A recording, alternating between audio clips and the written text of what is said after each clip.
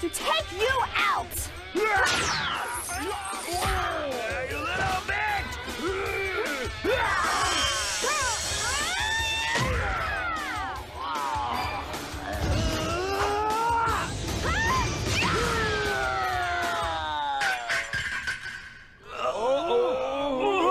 Honey, are you all right? Should we let them get away? Hey, wait up, you bastards! Don't worry about them, Choke. Why not? We don't have time to fool with them. We've got to get our own act together first. Huh? Things are about to get interesting. The stage is being set for something new.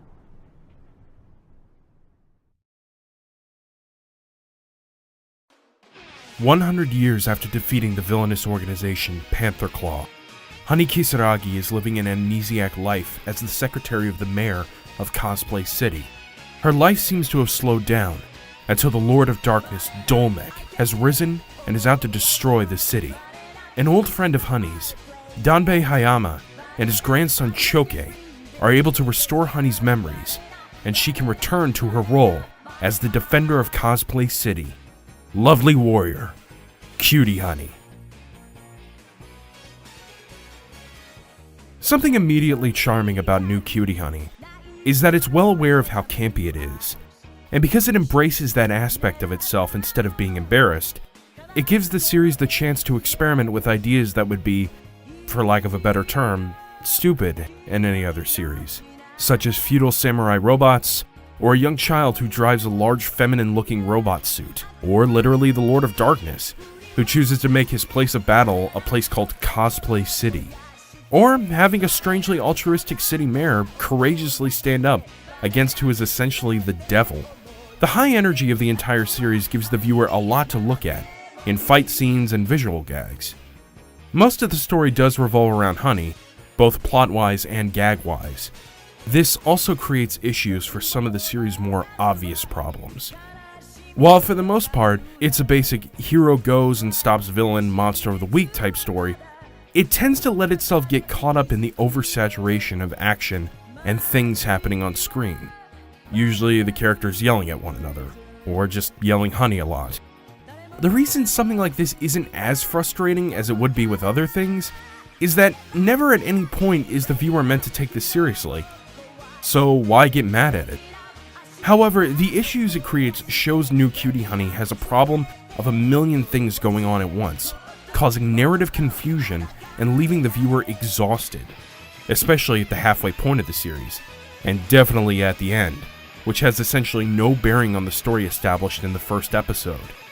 Most of the OVA's tone has this bizarre teetering between dark philosophical fighting on different ethical sides, especially when Honey faces Dolmek, and then silly over-the-top battles between overly complicated designed villains and a voluptuous, perky, and valiant android. For the pros, the fight scenes are fun and energetic, full of the bubbly energy one would want from a series like this. The series could easily skimp out on the fight scenes, just selling itself entirely on titillation, but instead chooses to offer the high-energy fights one wants in a sci-fi superhero series. The series utilizes Honey's costume and persona changes well. It helps to show her cleverness and assertiveness as a hero, and gives the animators a chance to be creative.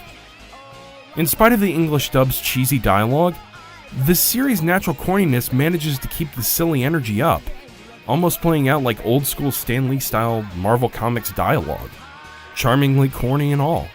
And while minimal, it was nice to see Choke grow as a more brave and capable character as the series progressed. No one aside from him seems to change in the series, especially not his parents, and certainly not Danbei. So even his slight character development is a welcome aspect.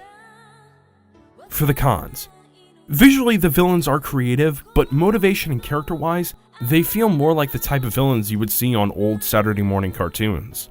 It especially becomes apparent when the show begins to have no main villain to speak of, leaving little room for character development. While it's expected to be a strange series, it does have these bizarre moments that go nowhere, usually moments meant to be comedic that go on way too long. Along with the strange moments, the series tends to congest scenes with lots of characters talking at once and doing lots of different things at once.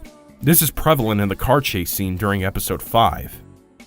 And all of the previous mentioned cons culminate to a story that just isn't that interesting outside of the superficial. The whole thing comes off as a decent animation test rather than a thrilling action comedy. Recommended watch? Cutie Honey's place as the beginning of the magical girl genre cannot be overstated. And what New Cutie Honey was trying to do was give the 90s generation anime viewers an introduction to the icon. However, when trying to adapt something from the psychedelic 60s to the gritty 90s, some things can get lost in translation. Thankfully, it's not too much, as the spirit of Cutie Honey is still there, albeit stuck in a bit of an awkward phase. I had more fun watching stuff like Cutie Honey, if I'm being honest, as it seemed to understand the tone of the series and followed a more cohesive story. Irregardless, there is some joy to be found in New Cutie Honey, and if you're looking for camp action, you might find a good time here. New Cutie Honey is not currently licensed, but you can find other series like it, such as the original Cutie Honey from the 1970s, at discotekmedia.com, rightstuffanime.com, funimation.com, and sentaifilmworks.com. Stay classic.